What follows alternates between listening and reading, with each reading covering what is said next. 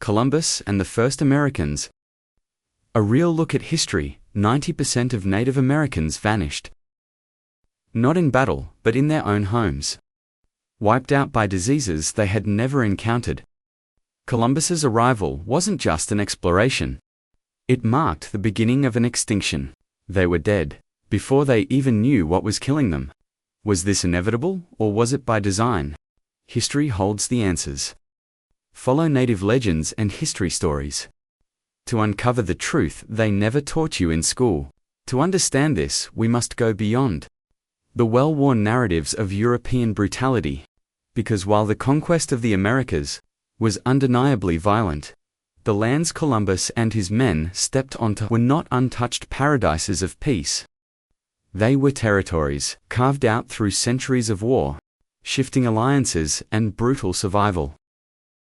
The Great Plains, long before the arrival of European settlers, had already seen generations of bloodshed. In the dense forests of the Northeast, the Iroquois Confederacy, one of the most formidable indigenous alliances, waged relentless war against their long-standing rivals, the Huron. These wars weren't mere skirmishes. They were fought with the intent of complete domination. Warriors set fire to enemy villages, taking captives for brutal torture rituals. One French Jesuit missionary, captured and later released, described how prisoners were subjected to fires so hot that their flesh peeled from their bones before they were granted the mercy of death. Entire families were either slaughtered or assimilated into the Iroquois ranks, children raised as warriors, women taken as wives, while the elderly and weak were discarded to the west. The Lakota Sioux were not always the dominant force of the Great Plains. They had come from the forests of Minnesota and fought fiercely to claim their new land, driving out the Omaha and Pony in a brutal struggle for control of the buffalo herds. The Pony pushed back, but not broken, fought desperately to reclaim their territory. In one raid, recorded by American explorers in the early 19th century, a Lakota war party ambushed a pony hunting camp at dawn, setting their tipis ablaze and cutting down anyone who tried to flee. The survivors, mainly women and children, were taken as captives or slaughtered outright. But perhaps no tribe embodied the warrior spirit more than the Comanche masters of horseback warfare.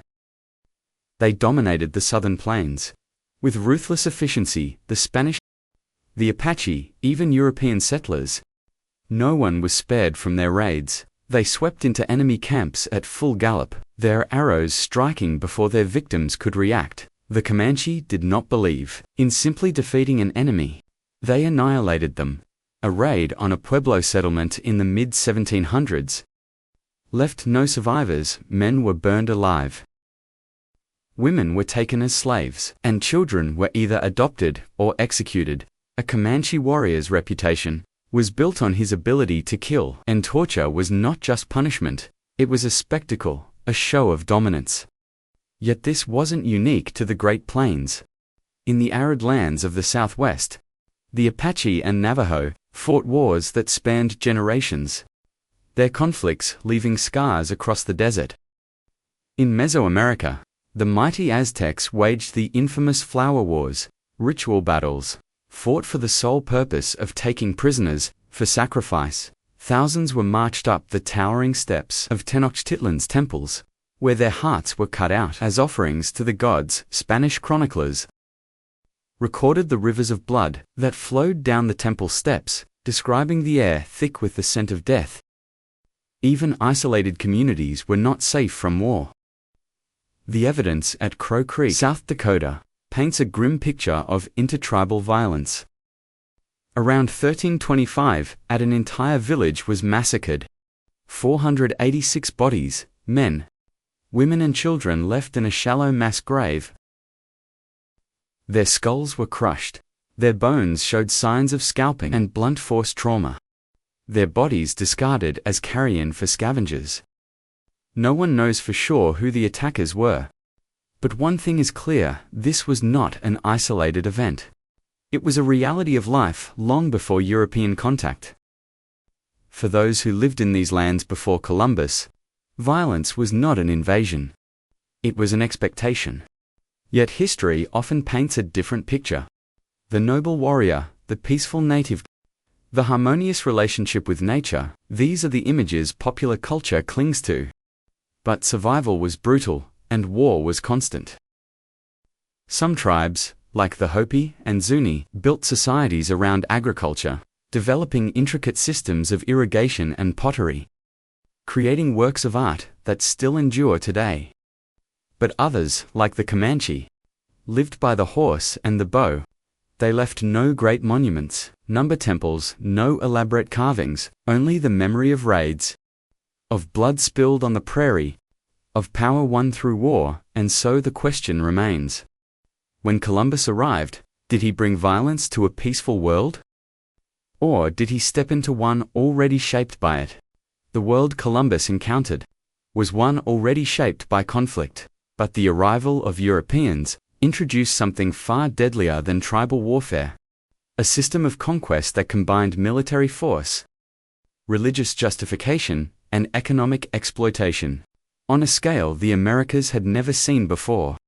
Within just a few decades, the Taino population of Hispaniola fell from an estimated 250 to fewer than a few thousand. It was a calculated campaign, written into law and carried out with ruthless efficiency. In 1493, just a year after Columbus first set foot in the Caribbean, Pope Alexander VI issued the a decree that granted Spain dominion over any lands not ruled by Christians. The justification was clear. These lands were to be claimed for the expansion of the Catholic faith. In reality, this decree gave Spain the legal and moral cover to seize land, enslave its inhabitants, and strip the New World of its wealth. For the Spanish crown, the Americas were not a distant curiosity, they were a financial opportunity. The monarchs, Ferdinand and Isabella, had invested heavily in Columbus's voyages, and they expected a return: gold, silver, spices, whatever could be taken would be taken. To achieve this, the Spanish established the encomienda system, a brutal form of forced labor that placed entire indigenous communities under the control of Spanish settlers. In theory, encomenderos were supposed to protect the indigenous people and convert them to Christianity. In practice, it was slavery in all but name. Those placed under were expected to work in mines, fields and settlements for their Spanish overlords, often without pay, often under the threat of violence. If they resisted, they were tortured or killed. If they failed to meet their quotas, they were punished severely. The system was designed to extract as much wealth as possible from the land and from the bodies of its people. But perhaps the clearest example of Spanish brutality came not from royal decrees, but from Columbus himself. When Columbus was appointed governor of Hispaniola, the largest island in the Caribbean, he ruled with an iron fist. To him, the indigenous Taino people were not equals, nor were they partners in exploration. They were subjects to be controlled, laborers to be exploited. He imposed a harsh gold tribute system. Every Taino over the age of 14 was required to deliver a quota of gold to the Spanish. Those who failed had their hands cut off, and were left to bleed to death, as a warning to others. Since gold was scarce in many regions, fulfilling these quotas was impossible. Thousands died from exhaustion, disease, or execution, for failing to meet an unachievable demand. Columbus's men treated the island as their personal kingdom of terror. Women were taken as concubines, with many accounts detailing how Spanish soldiers kidnapped young Taino girls as young as 9 or 10, selling them into sexual slavery. One of Columbus's own companions, Michel de Cunha, wrote with disturbing enthusiasm about being given a Taino girl and how he brutally raped her. For the men, the punishment was just as cruel. When a group of Taino resisted Spanish control, Columbus ordered a mass execution. Some were burned alive in public. Others had their bodies mutilated and displayed as warnings. Those who survived fled into the mountains, only to be hunted down like animals. The horrors on Hispaniola were not isolated incidents. They were part of a larger strategy of conquest, one that spread across the Americas as Spanish explorers pushed further inland. Few accounts capture the full brutality of Spanish rule. Better than the writings of Bartolomé de las Casas, a Spanish priest who initially supported the conquest, but later became one of its fiercest critics. He witnessed, firsthand, the treatment of the native people and recorded it in shocking detail. They took infants from their mothers, swinging them by their feet and smashing their heads against rocks. Others were thrown into rivers, their bodies floating down the current. As Spanish soldiers laughed, Las Casas described how entire villages were wiped out for sport on some occasions. Spanish soldiers would tie groups of indigenous men together, hanging them from wooden poles in groups of 13, one for each apostle, as they mockingly claimed, and then set them on fire. One particularly gruesome method of execution involved testing the sharpness of Spanish swords. Las Casas recorded that Spanish soldiers would bet on who could cut a man in half with a single swing of their blade. To them, it was a game. To the indigenous people, it was the end of everything they had ever known. The obsession with gold drove Spanish cruelty to unimaginable extremes. When gold deposits were exhausted in some regions, Columbus and his successors turned to another commodity: human lives. In 1495, Columbus organized a slave raid, capturing over 500 Taino men and women crammed onto ships like cargo. Hundreds died before they even reached Spain. Those who survived were sold in European markets, paraded through Spanish streets like exotic animals. On the island itself, the remaining Taino were forced into back-breaking labor. Without food, without rest, without mercy, they died in staggering numbers. Some chose suicide over submission. Mothers were seen drowning their own children.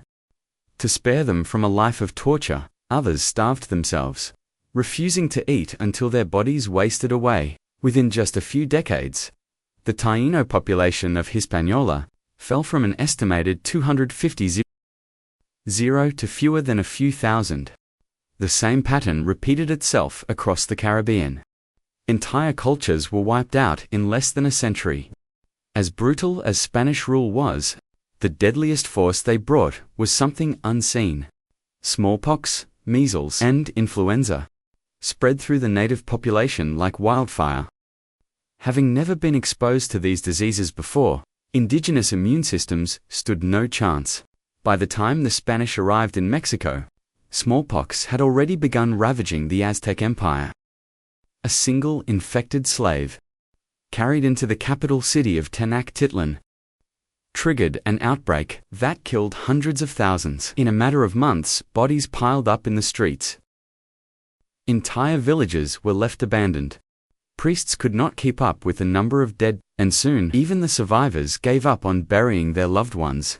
By 1521, when the Spanish finally overthrew the Aztecs, the population of Mexico had dropped from 25 million to just 3 million. Disease did what swords could not. It crushed an empire before it could even fight back.